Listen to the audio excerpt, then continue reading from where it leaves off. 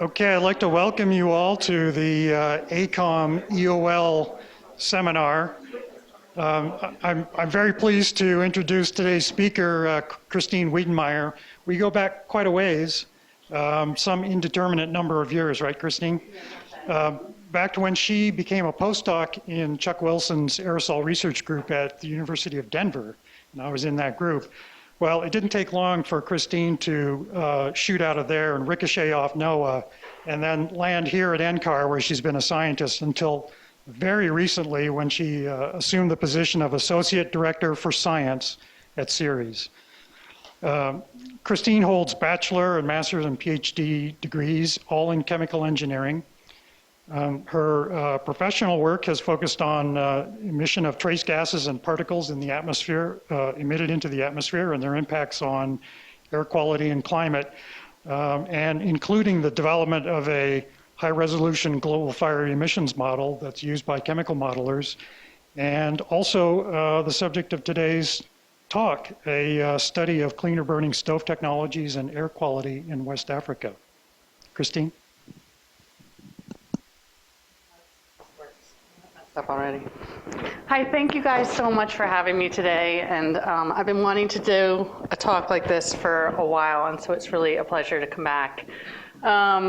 Today, I wanted to talk about a project I've been working on. I think it started back in 2011. Just a little background, this talk would not have happened if I hadn't been working here at NCAR. I had the opportunity to meet a graduate student who was working with Jim Smith in the aerosol lab in ACOM or ACD at the time, who had done a master's project looking at particle emissions from cook stoves in Tanzania. And she gave a talk, and it was from there that I started learning about issues associated with burning and cooking and heating with solid fuels over fires. And nearly 3 billion people across the globe do this.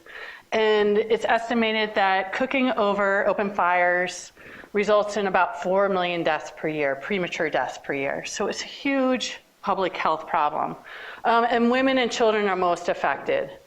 So this is a big problem that I was completely unaware about until I saw Mari Chicom's presentation.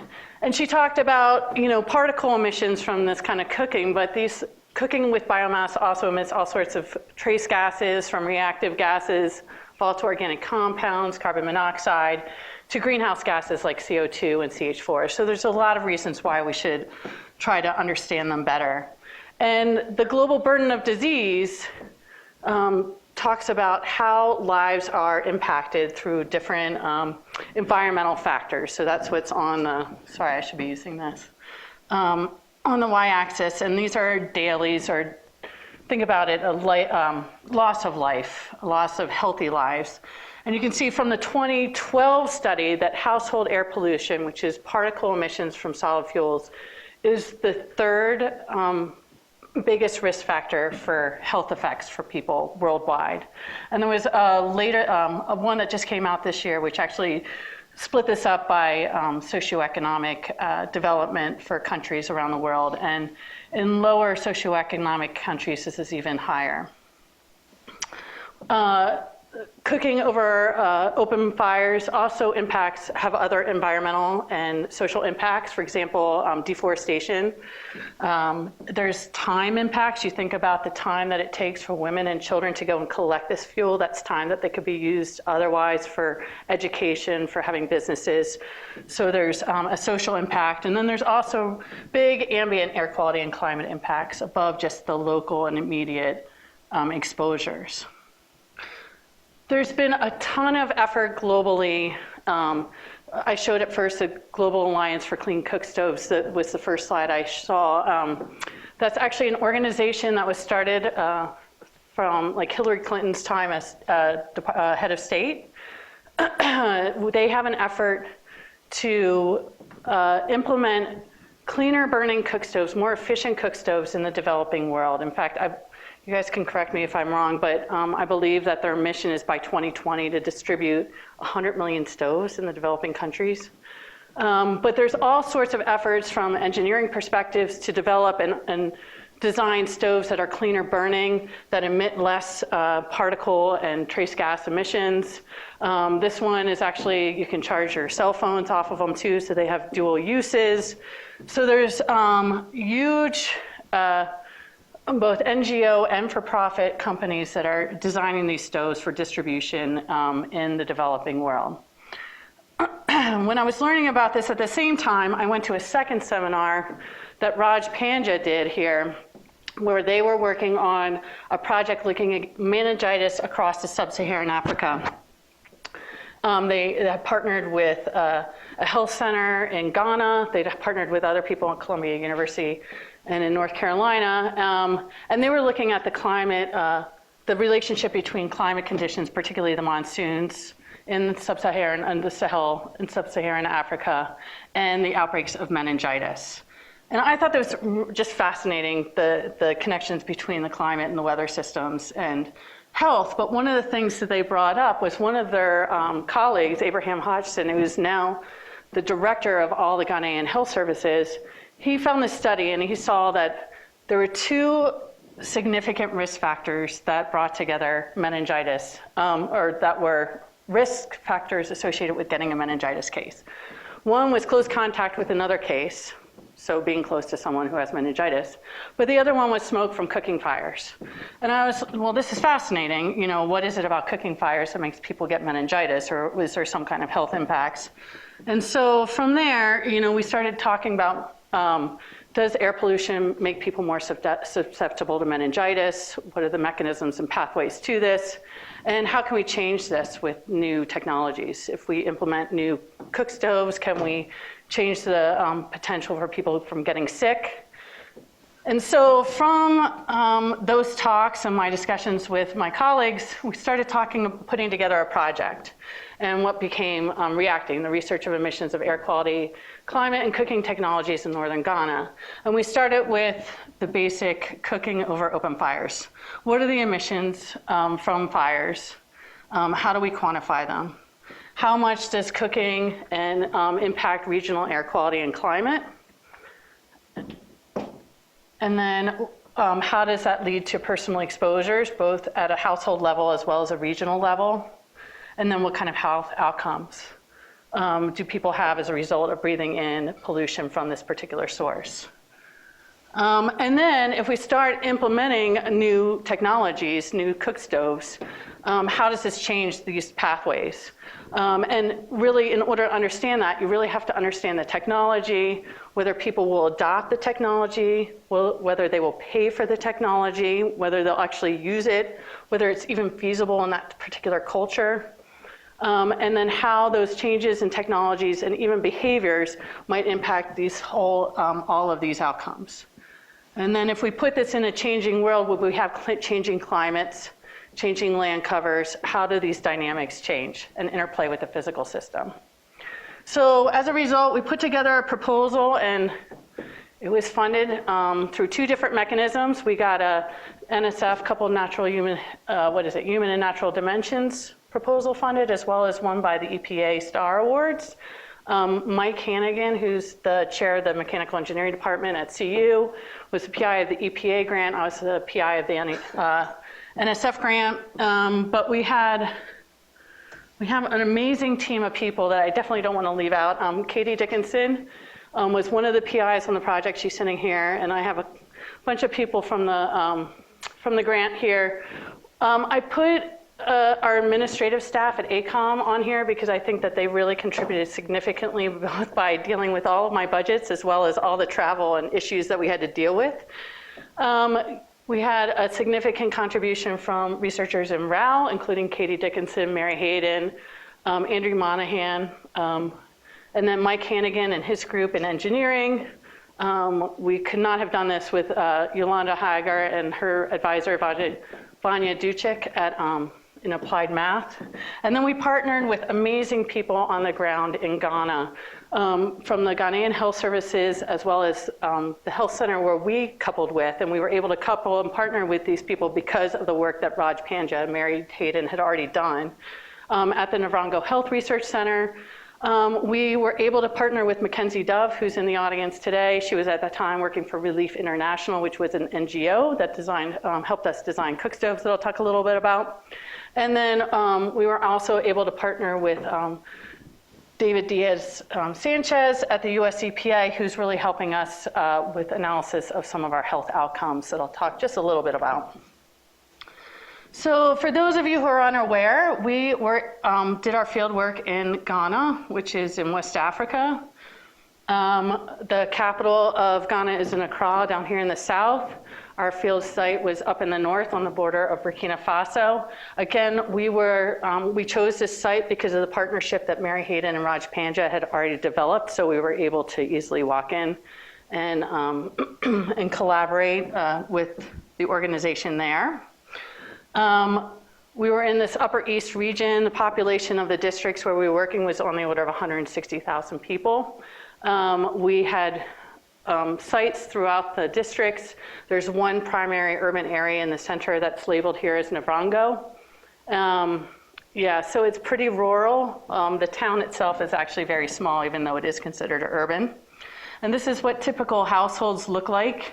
This is actually from one of my first trips there in 2011. We were doing some VOC sampling just to get some basic baseline data sets for our study proposal. This is what a house looked like. One of the first houses that we did some preliminary work in. A lot of the animals are kept on the outside, and then people lived on the inside and past that wall where the animals couldn't go. Here's just another house. One of the amazing things about working at this particular place was that was because of the Navrongo Health Research Center. They have an incredible relationship with the community, and one of the unique things about this particular district was that starting in 1992, and correct me if I'm wrong, the Health Research Center that was in this district got funding to start tracking the population in the district. So what it did was it went and numbered every single house in the district and started doing regular surveys of its population every 3 months. So understanding who was born, who was died, if people moved away. They did annual surveys about like what people did for a living, what kind of resources they had, and they've been doing that again since 1992. And so there's an incredible data set available about the socioeconomic information and the demographics of this population. It's amazing some of the information that's coming out of here. They've been able to show that the rate of childhood death has dramatically gone down since that time. The average lifespan of the people in this district have gone up. There's just been really nice evidence of the effectiveness of certain and different policies and medical strategies in the region. So, but every household is labeled, and what's also amazing is this health center, because they've been doing these surveys, have an incredible relationship with the people who live here. So there's a lot of trust, there's a lot of engagement, and it made it really, it enabled our study to be possible. So I'm going to give an overview of the study, and then I'm going to talk about some of the results. I realized as I was putting this this project together, or this talk together, that I probably need about 4 hours. Again, we had 5 years, or we've been doing this for 5 years. We still have another year. We had $3 million, so there's a ton of information coming out of here. But hopefully I'll give you a broad overview, and if you have specific questions, I can either answer them or point you in the right direction. But there's a really good paper by Katie Dickinson here. She wrote about the whole protocol and why and how we did the study and how we set it up, if you want more information. But basically, we chose 200 households randomly across the region, and we did a baseline household survey to understand what those households look like. We also asked about their knowledge and perceptions about climate change, which led to another paper that I won't talk about. Katie did some work trying to understand their demand for new technologies and new stoves, as well as the willingness for people to pay. And understanding social networks. We did health, nutrition, and anthropometrics, and tried to understand a little bit about the socioeconomics. The health measures, and again, I'm not going to talk about this, but we did try to gain information to understand health outcomes, including self-reported illnesses. We took blood spots, and this is where our EPA colleague has come in, so you can take blood spots, so you prick the person's finger and you put it on a piece of paper, and then you can take it back to the lab and look for markers of inflammation. And there's actually chemicals in your blood that you can trace back to one, inflammation, and then associate them with a particular source. So there are chemicals in your blood that you can tie back to biomass burning that lead to inflammation. And then we took anthropometrics, information about weight, height, and arm circumference. So once we did those baseline studies, we distributed new stoves. And so this is what traditional stoves look like. We have a 3-stone stove, which is pretty much a lot of the developing world uses this type of cooking. You have 3 stones, you put the pot on top, you put the wood underneath, and you cook over an open fire. Charcoal stoves are also very commonly used in the area. So charcoal is made in the district. That's a whole other paper, but wood is piled up, it's buried, and it's smoldered for days on end. So you can imagine the emissions from charcoal production. And then that charcoal is taken and used for cooking practices. And then for the study stoves, we chose 2 that we wanted to test out. One was a pretty high-end, expensive stove that's a 4-strap stove. It requires solar power to drive it. But if it's run properly, it can have very, very low emissions. In the lab, this is considered a very clean stove. And I say in the lab, and I'll talk more about that. One of the things that we found in our initial testing, because we did do a lot of testing to figure out which stoves would work best in this community, is that people felt that the stove was kind of weak. So we actually designed a rebar stand to go around it so that the people could use that stove to cook in the manner that they we're used to. And then we worked with Relief International to come up with a wood stove that's just more of a combustion chamber. It's built locally. We actually went to where they make the stoves in Accra. It's actually made, the steel frames is scrap metal that's found in the dumps. And then there's a ceramicist in another town nearby that makes the liners for this. And this was a Giappa wood stove. So not as clean as this 4-strap stove, but more likely to be used with this community. So again, we did a lot of work trying to understand the stoves, and this is one of my favorite pictures because we got a lot of input from our colleagues at the Health Research Center, but it was kind of ironic because it was a bunch of men who have never cooked in their lives tell us what we should be using for our study. But we did spend a lot of time thinking about that. I think it's essential to think about how these particular technologies will work in the communities where we're going. Yeah. And then we did a lot of testing just around the field and going into the field.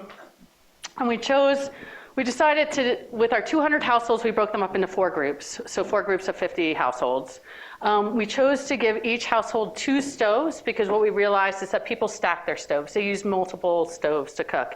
You can imagine, just like we use multiple burners on our stovetops, or we use our stove in our microwave, or our stove in our toaster oven, so do people anywhere as they can use multiple stoves. So we wanted to try to enhance the use of our intervention stoves as much as possible. So we gave 2 stoves to each one. In this group, we gave 2 of the Giappas. In the other group, we gave 2 of the Philips. In one group, we gave 1 of each. And then we had a control group to which we gave their choice of 2 stoves at the end of the study. We had to do a lot of interactions with the community. One of the things that we went out before we even distributed the stoves and started the study is to talk to different communities within the district. This is one of our colleagues at the health center to tell them what we were going to do, how we were going to do it, and to get approval and buy-in from everyone.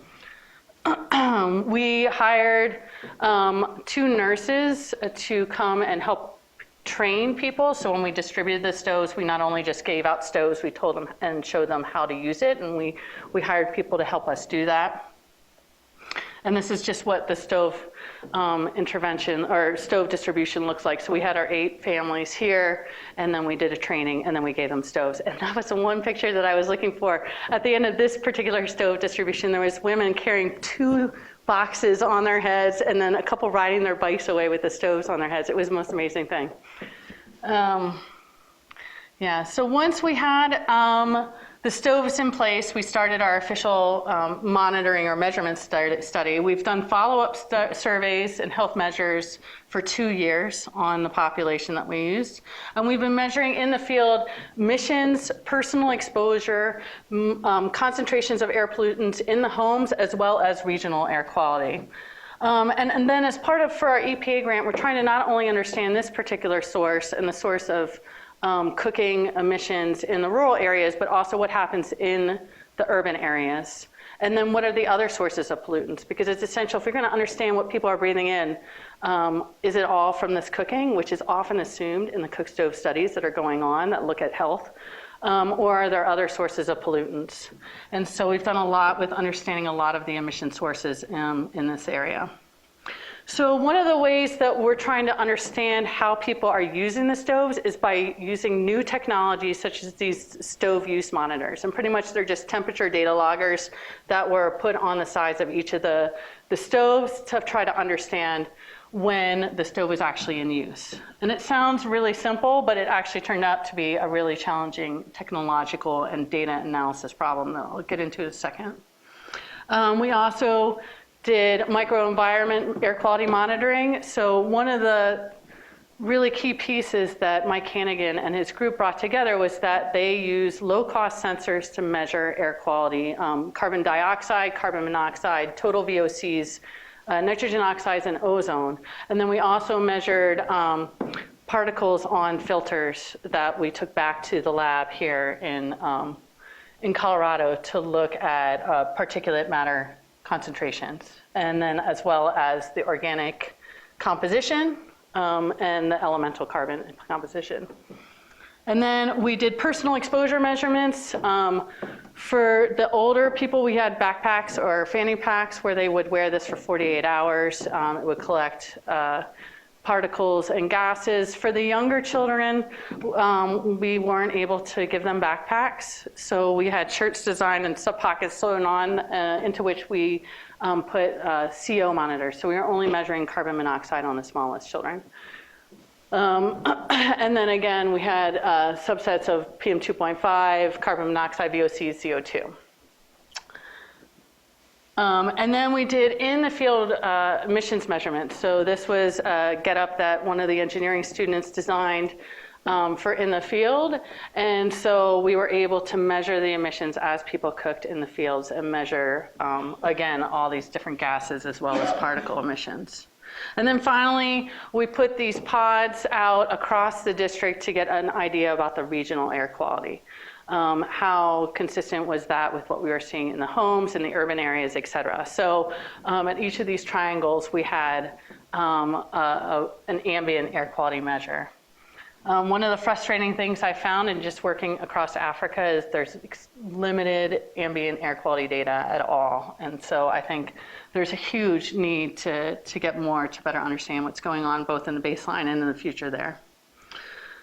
So I wanted to give kind of a brief spattering of what we found so far. I'm not going to go into all of our results, but here's just an example. So from the surveys that we took, and we took 4 surveys in the course of a year, and actually we have 2 years of data now that Katie's writing up for another paper.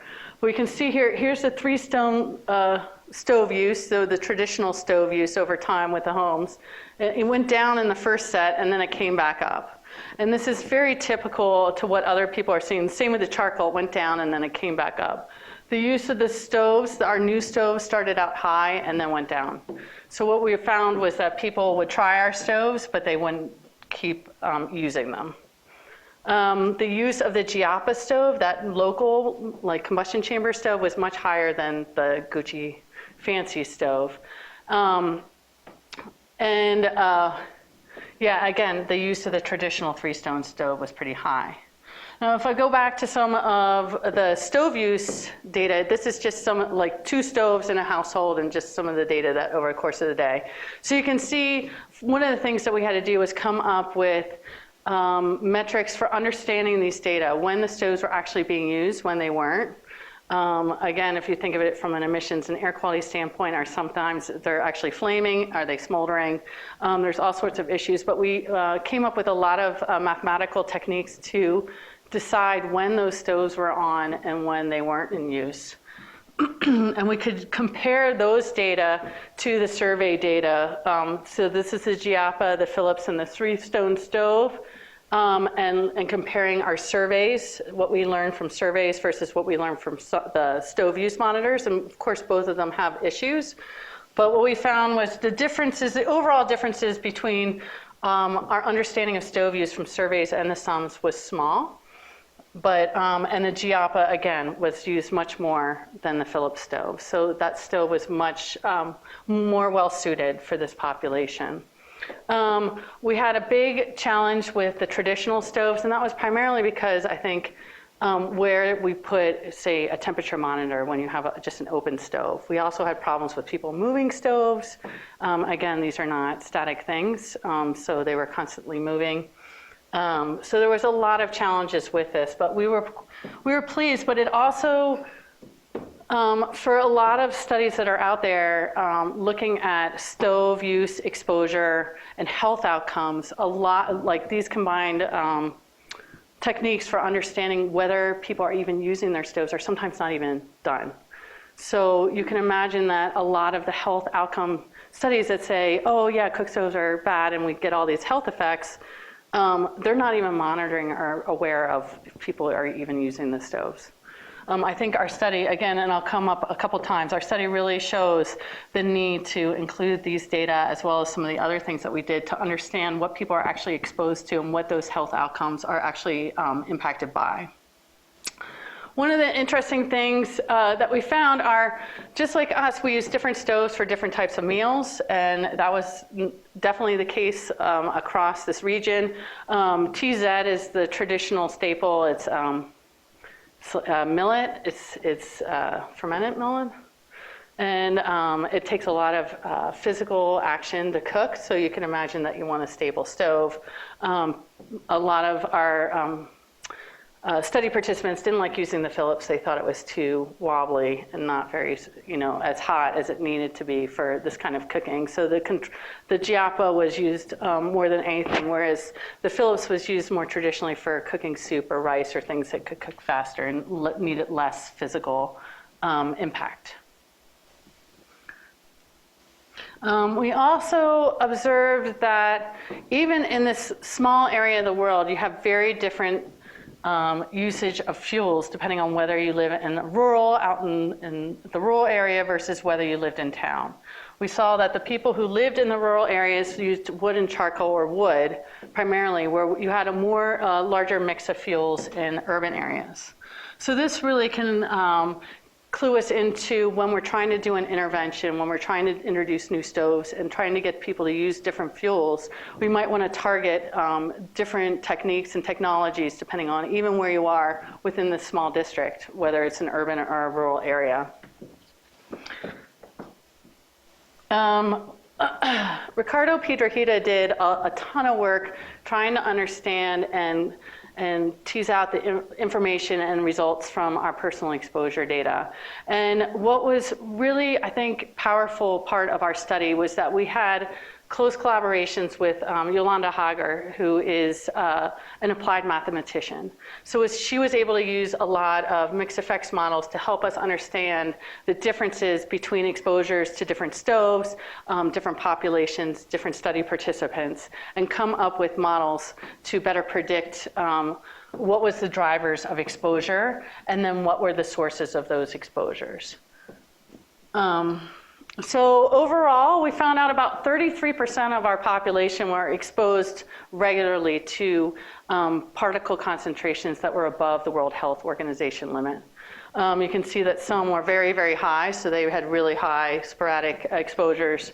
The majority of our population, our study participants, had exposures in the lower range, but still elevated and considered unhealthy. Some of the general results, personal organic carbon, so the white smoke, exposure for the intervention groups was 57% lower than for the control group. So this is for people who owned both stoves. So we did see a decrease in exposures for people who were using the newer stoves. It was significant, but not totally substantial. And both intervention groups, given the Phillips stoves, had significantly lower elemental or black carbon emissions or exposures than the control group. So overall, the new stoves were producing or causing lower organic carbon exposures, and the Phillips caused less black carbon exposure. But only weak relationships were found between personal and cooking area EC NOC. So meaning that if we measure particle concentrations in the kitchen, it doesn't necessarily correlate to personal exposure to that particle concentration. So one of the challenges we had was, one of the reasons why I love working with engineers is they're so smart, is that like, okay, so people are cooking, they're also going out of their house, they're also doing other things. How much of that personal PM exposure, that organic carbon and elemental carbon, is actually being caused by cooking? So Ricardo Piedrahita, who was a grad student at the time, and he's now graduated and working for Berkeley Air, doing more cook stove studies around the world, came up with this idea of using these beacons. Now, there's a lot of commercial applications for these beacons. So, for example, you have a transmitter in your phone, and you can put beacons throughout, like, say, a Starbucks store. And so when people walk up near this beacon, they can, like, oh, ding, here's a coupon for this one particular thing. It's a way that people are using this for in, like, commercial applications. But Ricardo said, well, what happens if we use this to try to understand when people are close to their stoves or not? So he developed a new methodology, and we put like a phone with a logger in the mother's backpack when she was wearing the exposure backpack, and then we could put beacons on the microenvironment monitors near the stoves, and we can also put it on the children so that we know that when she's close to the children and not close to the children. So it was our way of trying to figure out when people were close to the stove, when they were actually being exposed to smoke from cook stoves, and when then they were far away.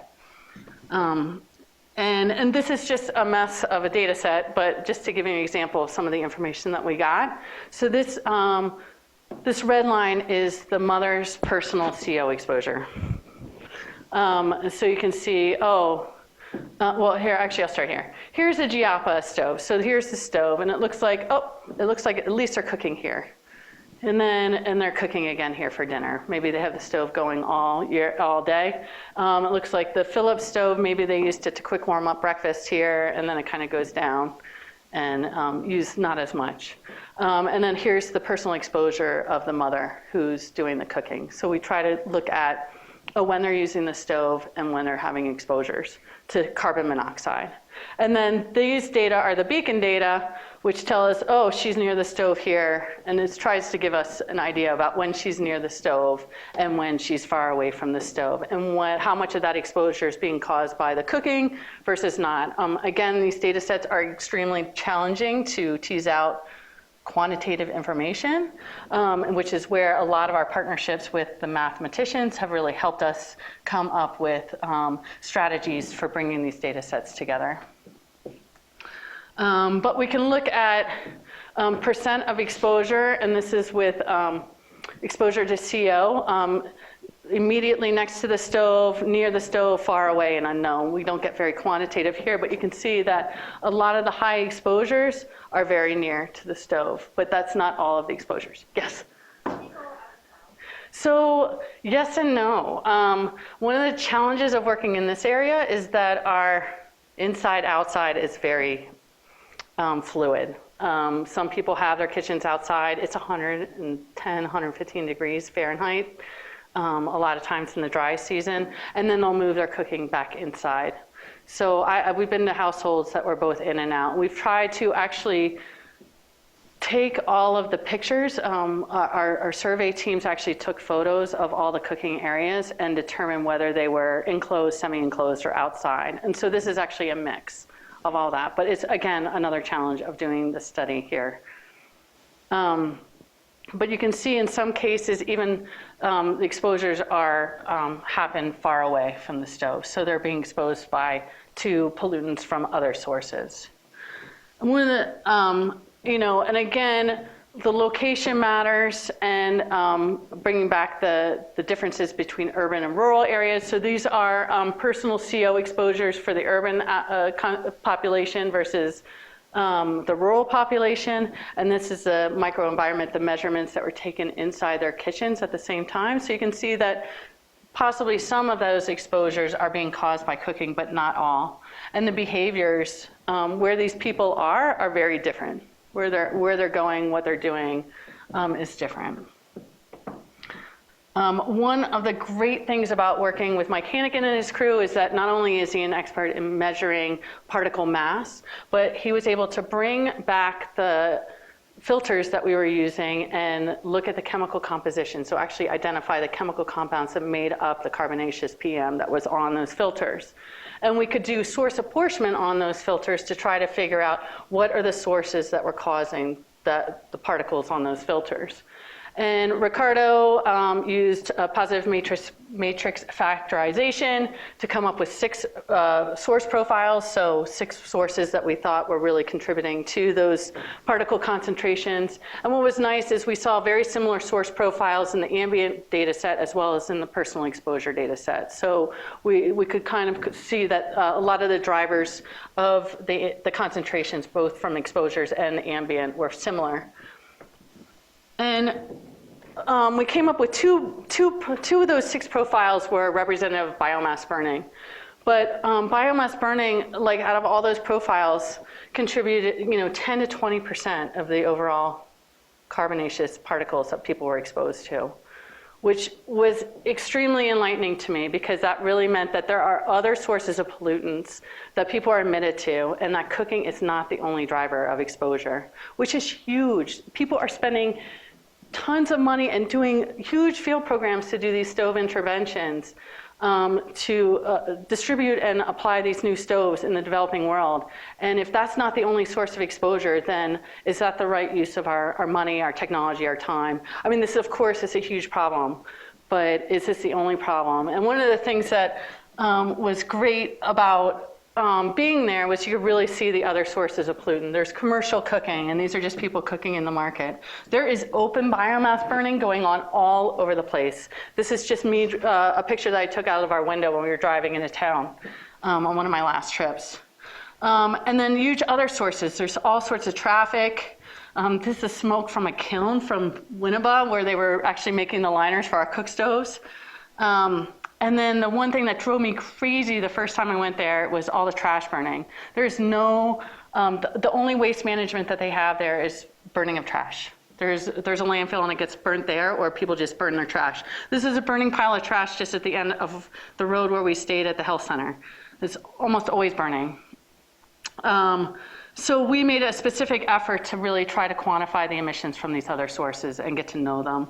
One of the things, a side project that came out of this project was I came back from one of our first trips and I wanted to know how big is that source from open burning of waste. And I found out that it's not in any of our emission inventories. And so we ended up writing a paper just specifically on that and developing a global emissions inventory for illegal waste burning or open waste burning, not when it's controlled and in dumps, but actually this open waste burning that we see everywhere.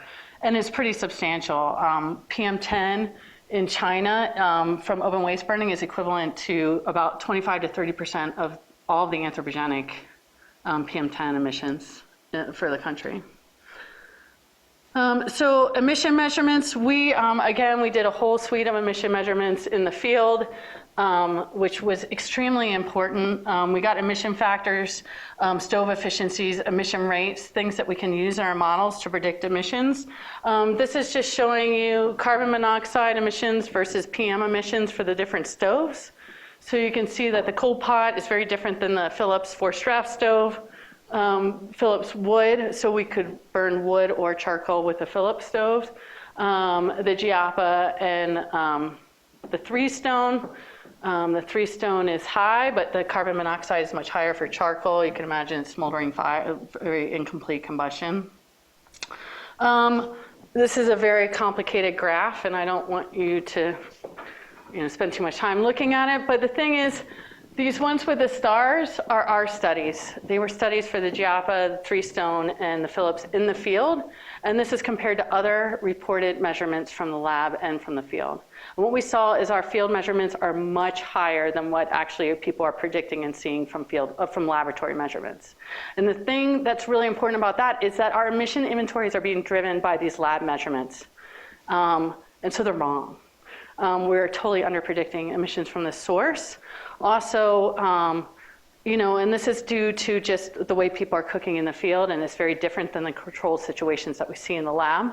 So even like our GIAPA elemental carbon emissions were higher than a 3 stone fire in the field. And then even though these Phillips stoves are operated to be very, very clean in the lab, when you take them out into the field, they have the same emission factors as a 3 stone fire. So really, they are not doing what they should be doing when they're being applied in the field. So this goes back to also the education and using the stoves in the proper manner. Because just because you're given a clean burning cook stove does not mean that it's necessarily burning cleanly in the field. Again, we compare these to other lab studies. This is the ratio of elemental carbon to organic carbon. These are past studies, and these are emission factors from our study. I really wanted to highlight the importance of the ratio of EC to OC. One particular reason why we care about this ratio is that it really matters how it impacts our estimates of climate. So this is a really nice paper that Forrest, Lacey, and Davin Henze did in Environmental Research Letters recently, where they looked at the climate response to changes in cook stove emission OC to EC ratio. And depending on what you assume, you can get completely different results. So it is essential, if we're going to understand the climate system and understand this really important source. The source is one of the largest pieces of our emission inventory globally. We have to get that OC to EC ratio right. And it really, really tells us that we have to go out in the field and understand this in real life and not in the lab. So going and learning about all these emissions, we wanted to develop a better emissions inventory that people can use for air quality and climate studies. So as a first go around, Eloise Murray and I came up with the DICE Africa emissions inventory to better predict emissions from incomplete combustion sources. Those were those sources that we were measuring in the field and other things that she was interested in. We use a pretty basic bottom-up approach where we take emission factors, activities that we could get from literature, and combustion efficiencies. And this is just what a map of our non-methane organic compounds and our black carbon emissions look like. The highest emissions are in urban areas, except in Ethiopia, as well as in the Sahara Desert, because there's a lot of flares in there. And another thing to note is the non-methane volatile organic carbon and BC emissions from this particular inventory are equivalent to what you get from open biomass burning, so fires that are just going on throughout the continent.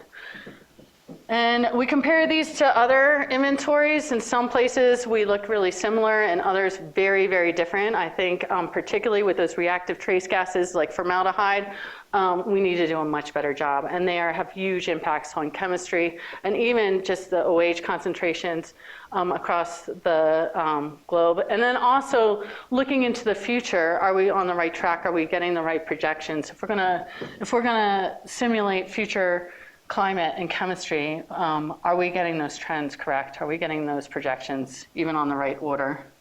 And we can look at the contribution of those particular sources to air pollution, such as ozone, formaldehyde, and benzene particle concentrations. And we have the inventory. It's actually available through the AECOM website here, and we're about to be updating that with our latest measurements from the field. And then Forrest, Lacey, who's a postdoc here, and I'm not going to talk too much about his work because I told him he has to come up and give a whole seminar on his work.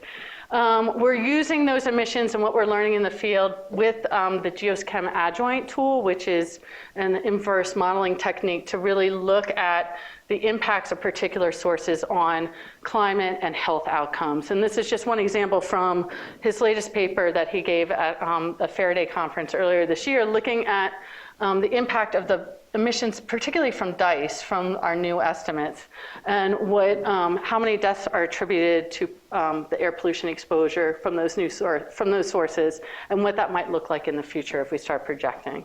And then we can look at where these sources are having the biggest impact, and that might be places where we want to go and target future studies. So I just have a few more minutes, and then we can move on. I wanted to mention the studies aren't finished. One of the really exciting things that came from our two proposals is that Katie Dickinson was awarded a third that she started called P3, which is Prices, Peers, and Perceptions.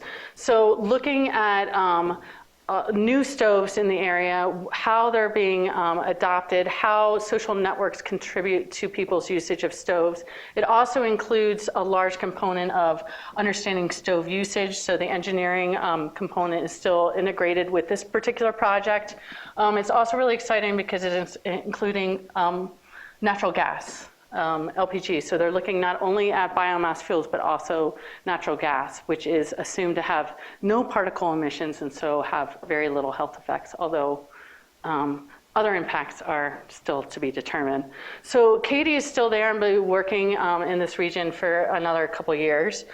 And then we are still, our EPA grant is not finished for another 6 to 9 months, so we still have a lot to do. Again, we have 2 years of survey and stove use information that we still need to analyze, so Katie will be leading that to look at stove usage over a longer period of time. It's one of the really unique things about our study is that we're not only capturing stove use over that first year, but we were there for a long time. We have a measure, we just got, just in the last couple of weeks, our cook stove emissions paper out, but we still have to analyze all the emission measurements from all the other sources that we looked at and update our emissions inventory, and then use that to look at current and future scenarios. And so Forrest will be leading a lot of the regional and global modeling efforts with that regard. And then again, we're working with our partners at the EPA to look at the health outcomes associated with different exposures. So one more. A few things that I just wanted to highlight. I spent some time talking to some of the team the other day. I'm like, what are the big lessons learned? What are the things that we've done? And one of the things that I really want to take home is that behavior matters. Understanding social, the human dimension, a part of this it's critical, like in terms of intervention adoption, in terms of how technologies change and how they impact emissions, air quality, and climate. And so if we're going to understand baseline conditions as well as what's going on in the future, you have to include that component. And again, this cooking source is very, very important, but what we learned from both our, the human surveys as well as understanding the behaviors and the exposures is that other pollutant sources matter. And so I think we really need to get a better grasp on other pollutant sources out there, better constrain them, better understand their contribution to exposures. And again, getting in the field and doing those measurements in the field is essential. Because the lab is one thing, it's very controlled, but you get really, really different answers. And again, I feel extremely fortunate to have worked with this particular team. Having applied mathematicians to help us with our analysis was unbelievably strong. And I think there's so many opportunities to include mathematicians and applied mathematicians for analysis of atmospheric data that I really want to encourage reaching out. I had no idea when I got into this. Also, there's all these opportunities for engineers to develop tools to understand behavior. You look at our beacons, you look at our sums, what we were actually able to apply in the field. There's a lot of opportunity there to include new technologies to understand both the human and the physical environment. We were fortunate to be able to work with amazing people in Navrongo. It's led to, Rex is here, and he's a graduate student who's come from Navrongo to be a graduate student here at CU. We've made incredible partners, and I think there's a lot of opportunity to do that across the world. And then, again, we spent a lot of time, we talked about using these low-cost sensors, and I know there's a lot of people out there that don't think that they're great and they provide junk data and everything, but there's a lot that we can do if you really spend the time to do quality assurance and control in those data sets. There's a lot of value that we can get out of things that are very simple to use in the field. It's just having the right tools and the right framework to do that. And again, I really want to highlight Mike Hannikin's group for doing that. Two other things, data curation for this project. We had huge amounts of data. One of the opportunities that we had was to work with one of the librarians here who was teaching a data curation class at DU, and we had students who did a data curation project around our data sets. There's a lot of opportunities there, I think, and EOL in particular, I know, has a lot of experience with data curation, and I think as our projects get more multidisciplinary, bigger, larger, we're gonna have to think about how to include those. And I think that is it. So thank you very much, and I'm happy to answer any questions, and I wanna thank everyone for their pictures too. So.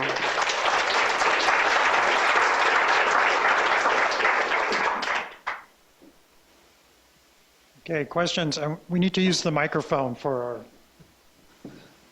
our webcasters and posterity. Yeah, great. Thank you for a great talk, Christine. Is there any evidence that people are using sort of fuel that's not like wood or charcoal? Are they putting plastic in their cook stoves? You guys might be able to comment. I'm referring, I have a large part of my team is here, or the team, not my team. Yeah, people, particularly we've seen in the field, people using plastic bags to light the fires, and that's pretty common. I don't know, did you see people using a lot? They use agricultural waste, like a lot of corn husks, or some of the other fuels, but what is it? Oh, cow dung. There is a little bit of a use of animal waste as well, but it's not as prevalent as you would see in, like, say, India. So, yeah, but definitely the trash piles, they were burning lots of plastic. With the personal monitors, Mm-hmm. do they pick up the exposure to the burning plastic? Yes, so that's a really good question. And one of the things that I'm very excited about is we actually went out and did some source profiling and measured particle emissions from trash burning in places that were burning plastics. We still have to identify and look for tracer compounds that we'll use to that we can use to identify trash burning and plastic burning, particularly as a source. And we still are in the middle of doing that. But I think there are some compounds. There's some compounds that other people have seen in trash burning measurements. Bobby Okelson and Betsy Stone and Pete DiCarlo have all been doing that, looking for specific tracers to plastics and other things in our waste streams that we can use to go back to personal exposure measurements and identify trash burning. So it's still coming. Hopefully we'll have that.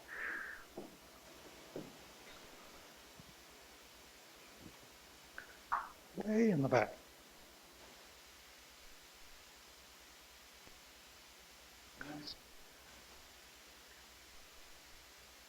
The hands have There's Vonda and disappeared. Lisa.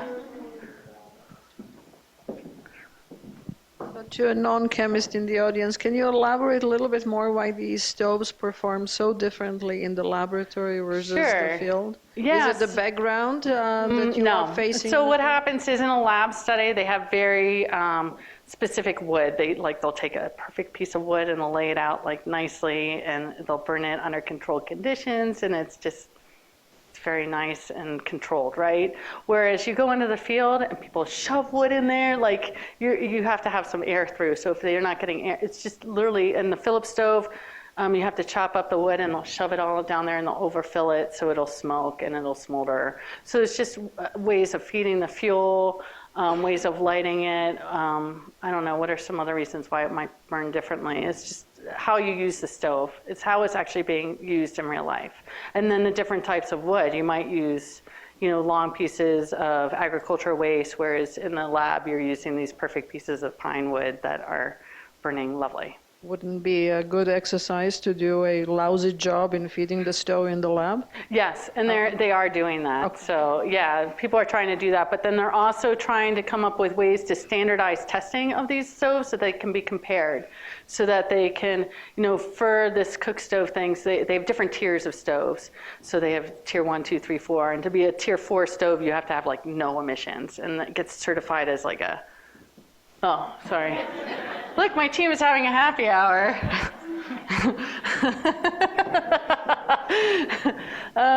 So they want some kind of standardized way to compare stoves. The problem is when they do it and they're like, okay, this stove performs at a tier 4 level. It emits very low emissions. But it's still like, they're running it under these perfect conditions. And I'm not sure how to come up with a standardized way to compare them and to accurately say how they really work in the field.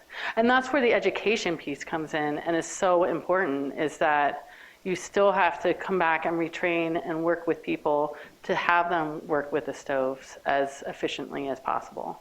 And we did one training at the very beginning, and then, yeah. Oh, and then Lisa's back there. Great talk. I was puzzling over the graphic you had of a day in the life of a person who, and she was wearing a monitor, and then you had the use of the stove going on here and there. To my eye, just looking at it, it looked like the red lines were offset. Or, They are. So what's going on there? I mean, they're using one type of stove and then switching to another, or they're walking outside to a car going by, or like, what's your thought about what's yes happening? to everything. And this is a problem. Like, so. And it's why we have to have better beacons and better understanding about people's things. So here, so a car could have gone by, or someone's starting up their moped right outside their home or something like that. Well, I think here they were making their morning soup, something quick and easy before they went out the door, so they used the Phillips. And then they do their bigger meals later in the day with the Giappo when they're cooking a bigger meal for the family that might take more time. Again, maybe she's away from the stove here, so she's being exposed to other sources, whereas here, this might be where she's ducking over and then coming back. Again, these are not real precise. This is the first time of us applying these types of methods, so to get some... I guess it's so and that you were saying later, oh, sorry. Yeah, no, go. You were saying later in the talk that there is CO coming from even these stoves that are supposedly Oh, most clean. definitely. So Definitely. that big tall peak there is probably from the intervention stove. Oh, but- most definitely. And what's interesting here is like the temperature of the stove is going down, but this doesn't mean that it's not smoldering. And the smoldering fire will actually have a lot more carbon monoxide emissions because it's burning less efficiently, right? So the carbon monoxide emissions actually go up as smoldering go up, and they go down. But you get more elemental carbon with the flaming combustion. So you might have more EC emissions here. And this is where we want to start getting really time integrated information about the particle emissions as well as the CO. Yeah, it makes such a challenge too about what you're saying is absolutely right about the behavior, because even tracking like when the stoves are on, but they could be cooler but smoldering. That's right. I mean, golly, it's so complicated. It's so hard. And right can see now, why math you is look at like that study that I showed at the beginning, 4 million people prematurely die prematurely, and that's all just based on emissions that we know of particle concentrations from cook stoves. And that's the assumption that all of the exposure is coming from cook stoves, which, I think from this study shows that that's not the case. And then understanding the variability and how that changes over time is huge. And what's really great, and I didn't show it here, but we were, because we were in the field for so long, we have information over different seasons, when stoves get used for different purposes over different seasons, how exposures change, and when you can see like when the harmattan comes in, which is when the winds come down from the Sahara and blow all the dust in, the exposures change because they have a lot more mass exposure, but it's less carbonaceous, but because it's dust. So, it's a really, really complicated problem. So. Other questions? Yes. We need more microphones. Hi, Christina. Just wondering whether solar cooking is an option in this region. Yeah, and I might let Katie answer that one because as far as I know, solar cooking here to me is an option, but you guys are shaking your head. Here, can I get Mackenzie might have to. Yeah, sorry. I'm not gonna. Hello. It's been very popular in Mali, but the problem is time, and it takes hours, 6-7 hours, right, to make a standard high-starch meal. And in some very remote places, it's proven on a very limited scale to be quite popular, but because you have no fuel, right, and so there's a trade-off. But in areas where you have any other option, it's never really proved to work. And it's expensive. Yeah, and it's very expensive. So yeah, expensive and it doesn't work. There you go. So, and then this is, it brings up a good point about these different types of stoves and fuels. And, working here, there are trees, but they're going away. I mean, we're in, in the Sahel region where there is less and less wood. Katie has done surveys talking to people about their time it takes to go get wood, and it seems that people are having to go farther and further out to collect wood for their fuel needs. Whereas we have another study that I didn't talk about today in Sichuan, China, where it's in a forested region. They will never be fuel limited, and so they have other options in terms of using pellets and other types of fuels and stoves to reduce their emissions. So again, like Mackenzie says, maybe in areas where there's no fuel, a solar cooker might be an option, but you really have to look at individual places and the resources and then the culture as well.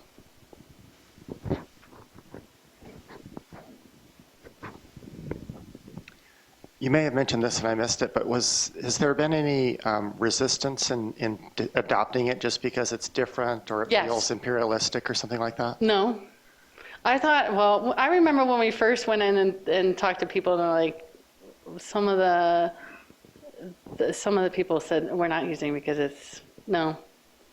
No, I mean, Chris can speak to this better, but my sense is that the population has been very receptive. And again, a lot of that has to do with the fact that we're working with this health research center that's very trusted. And there's even kind of the sense that there's prestige of being part of the study and everything. So again, in this follow-up study that we're doing where we're selling stoves, we're actually getting households are agreeing to pay for stoves. And I don't know, my sense is that people are very receptive and excited about the prospect and there is demand for alternatives. So that's not something that we've seen here. Yeah.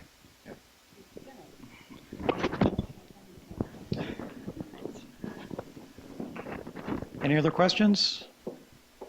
Well, let's thank Christine again. Thank you. Thank you.